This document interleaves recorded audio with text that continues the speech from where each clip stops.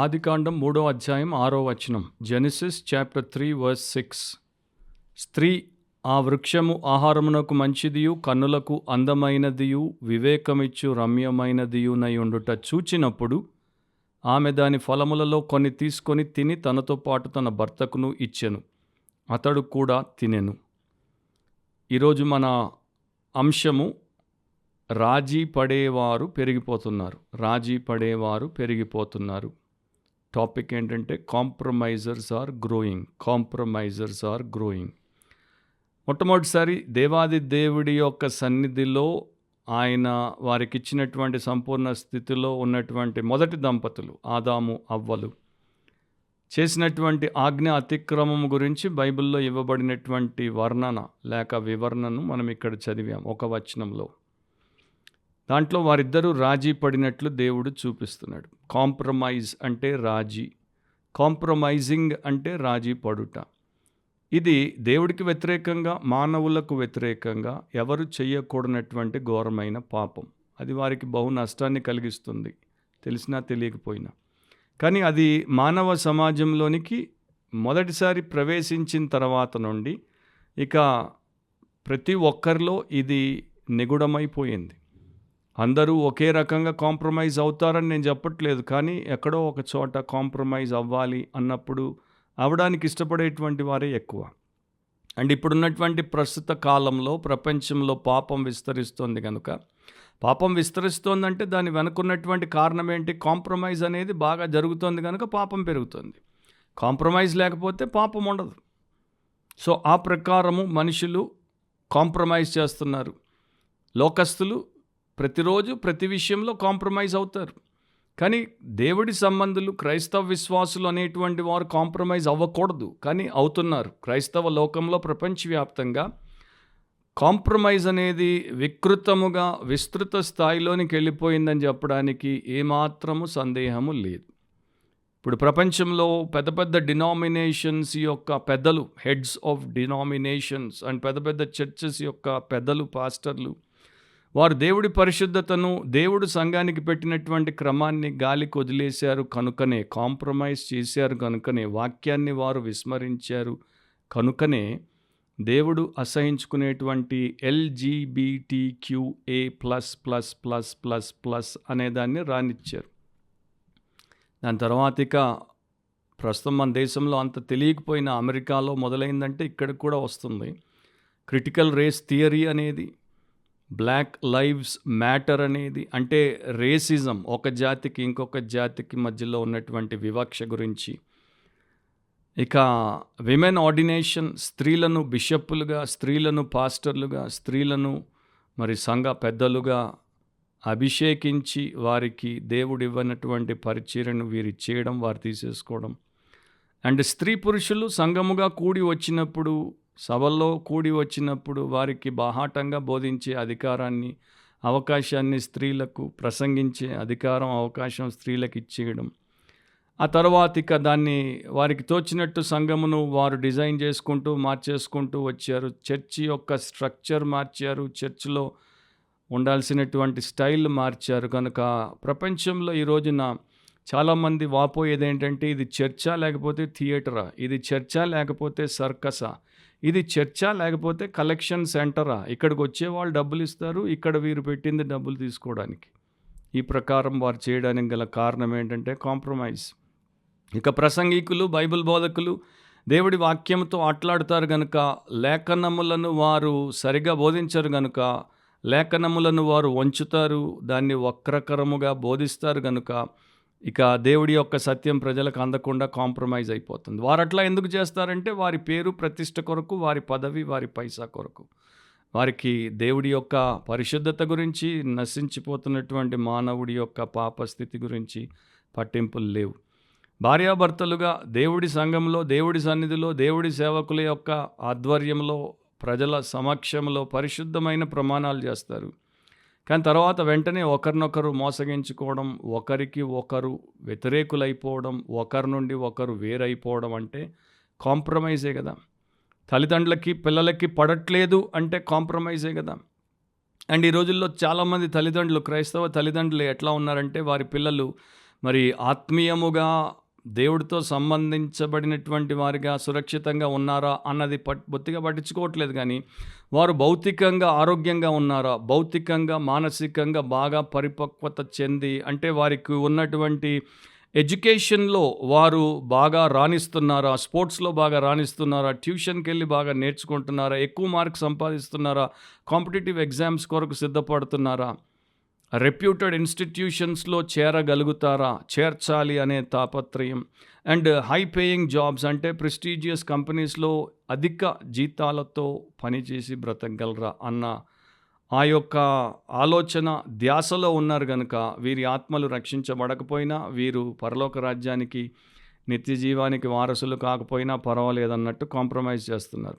కొంతమంది అయితే ఎట్లా ఉన్నారంటే, మా వాడు 10 పాస్ అయితే చాలు, వాడు పాతాళానికి పోయినా పర్లేదు, మా పాప నరకానికి పోయినా నాకేం పట్టింపు లేదు, వారు ఎప్పటికీ పరలోకానికి రాకపోయినా పర్వాలేదు, కానీ వారు ఫలానా ఇన్స్టిట్యూట్లో సీట్ సంపాదించాలి, వారు ఫలానా కంపెనీలో పనిచేయాలి.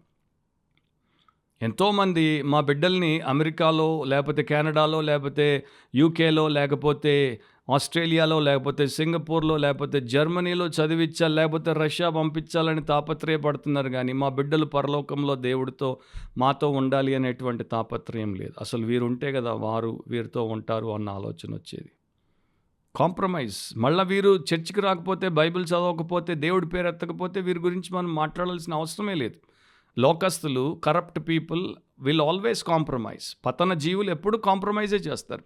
కానీ పరిశుద్ధులము అని చెప్పుకునేటువంటి వారు, ప్రభు సంబంధులము అని చెప్పేవారు, ప్రతి వారం దేవుడి స్వరం వినేవారు, ప్రతినిత్యం దేవుడి సత్యం వారి చుట్టూ పెట్టుకునేవారు.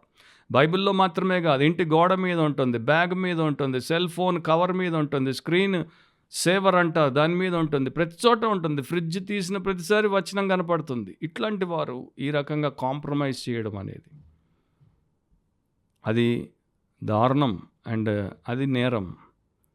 ఒక పాస్టర్ అందుకనే ఇట్లా అన్నాడు, ప్రస్తుతము క్రైస్తవ లోకంలో అతి పెద్ద పాపము ఏంటి అంటే, వారు వారి జీవిత సంబంధమైనటువంటి విషయాలన్నిటిలో దేవుడికి 2వ స్థానం ఇవ్వడం.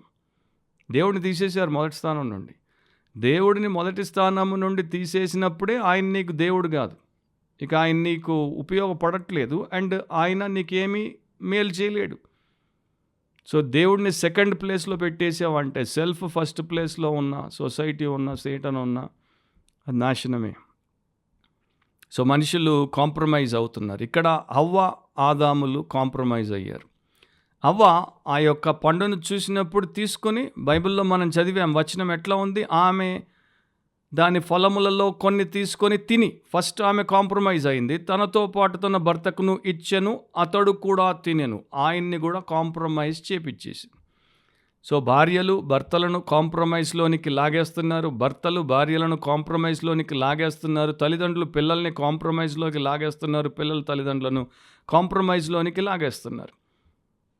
ఇప్పుడు ఇద్దరు కూడా ఆ యొక్క దేవుని ఉగ్రతకు అండ్ దేవుని యొక్క తీర్పుకి గురైపోవాల్సినటువంటి పరిస్థితి. యేసుక్రీస్తులో ఉన్నటువంటి ధన్యత ఏంటంటే, రక్షించబడినటువంటి వారికి నూతన సృష్టి, నవీన స్వభావాన్ని దేవుడిస్తున్నాడు, మునుపు లేనటువంటి శక్తిని దేవుడిస్తున్నాడు, వాక్యం ద్వారా వారిని సత్య ప్రత్యక్షత ద్వారా స్వతంత్రునిగా చేస్తున్నాడు. కనుక ఇప్పుడు కాంప్రమైజ్ అవ్వాల్సిన అవసరం లేదు.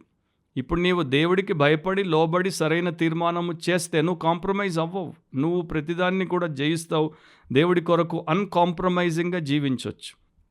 బైబిల్లో ఎన్నో ఎగ్జాంపుల్స్ని దేవుడు పెట్టాడు కాంప్రమైజర్స్ని. వాటిలో కొంతమంది ప్రైమ్ కాంప్రమైజర్స్ ఎవరు, ప్రధానమైన రాజీగాళ్ళు ఎవరు అంటే, కోరాహు, దాతాను, అబీరాము, గేహాజీ, ఆహాబు, ఇస్కారియోత్, యూదా, అననీయ, సపీరా, దేమా, వీళ్ళందరినీ దేవుడు ఏం చూపిస్తున్నాడు, వాళ్ళు ఏమి కాంప్రమైజ్ చేశారు, వాళ్ళ చివరి గతి ఏంటో చూడండి, మీరు అట్లా ఉంటే మీకు కూడా అదే పడుతుందని చెప్తున్నాడు. వార్నింగ్ అది. కానీ మనం పట్టించుకోకపోతే, ఒక భక్తుడు ఇట్లా అన్నాడు, ఎవరైతే గుంపు వెంట పోతారో వారు గుంపులో కనబడకుండా పోతారన్నాడు. Those who follow the crowd will get lost in the crowd. మనం గుంపు వెనక పోకూడదు, మనం వెంబడించాల్సింది ఒకే ఒక వ్యక్తి, ఆయన యేసుక్రీస్తు. ఆయన వెంట మనం వెళ్తే మనకి దేవుడు ఆ విశిష్టమైన సాక్ష్యాన్ని ఇస్తాడు. మనం గుంపులో పోతే కనబడకుండా పోతాం. సో కాంప్రమైజ్ అనేది చెడు, కాంప్రమైజ్ అనేది పాపం, అది నేరం, అండ్ అది ప్రతి మనిషి యొక్క పతనానికి దారితీస్తుంది. సో ఈ మొదటి దంపతులు ఆదాము అవ్వల్లో ఉన్నటువంటి 4 లక్షణాలు ఒక్కొక్క మాటలో చూద్దాం. మొదటిది, వారు ఎందుకు రాజీ పడ్డారు, ఎందుకు కాంప్రమైజ్ చేశారంటే సెల్ఫిష్నెస్, స్వార్థం ఉంది కనుక. వచనంలో ఇట్లా ఉంది, స్త్రీ ఆ వృక్షము ఆహారమునకు మంచిదియు కన్నులకు అందమైనదియు వివేకమిచ్చు రమ్యమైనదియు అయి ఉండుట చూచినప్పుడు. ఆమె ఆ వృక్షాన్ని అట్లా చూడక మునుపు, సర్పం ఆమెను శోధించి ఆమెను మభ్యపెట్టినప్పుడు ఆమె అట్లా చూసింది. అట్లా చూడక మునుపు ఆమె దేవుడి మాట విన్నది, ఆదాము ద్వారా విన్నది, అండ్ దేవుడి మాట ఆమెకి స్వయంగా తెలుసు. ఆదికాండం 2:17 దేవుడు చెప్పాడు, అయితే మంచి చెడ్డల తెలివినిచ్చి వృక్ష ఫలములను తినకూడదు, నీవు వాటిని తిను దినమున నిశ్చయముగా చచ్చెదవని నరునికి ఆజ్ఞాపించెను. నిశ్చయముగా చస్తావని దేవుడు ఆజ్ఞాపించాడు. సో ఇది ఆమె విన్నది. విన్నదానికి లోబడకుండా, విన్నదానికి తనను సమర్పించుకోకుండా చూచిన దానికి లోబడిపోయింది. చూచిన దానికి సమస్తమును సమర్పించేసింది. ఎన్నో దినాలుగా తెలిసినటువంటి సత్యానికి లోబడట్లేదు, కానీ అప్పుడే వచ్చాడు, అప్పుడే శోధించాడు, అప్పుడే మభ్యపెట్టాడు, అప్పుడే ఆమె వాటిని చూసి తీసేసుకున్నది. కారణం ఏంటంటే స్వార్థం. ఎందుకంటే దేవుడు మాకు దాన్ని దూరంగా పెట్టాడు, ఇక్కడేమో దాన్ని మాకు ఇస్తున్నాడు, మేము తినొచ్చు అంటున్నాడు.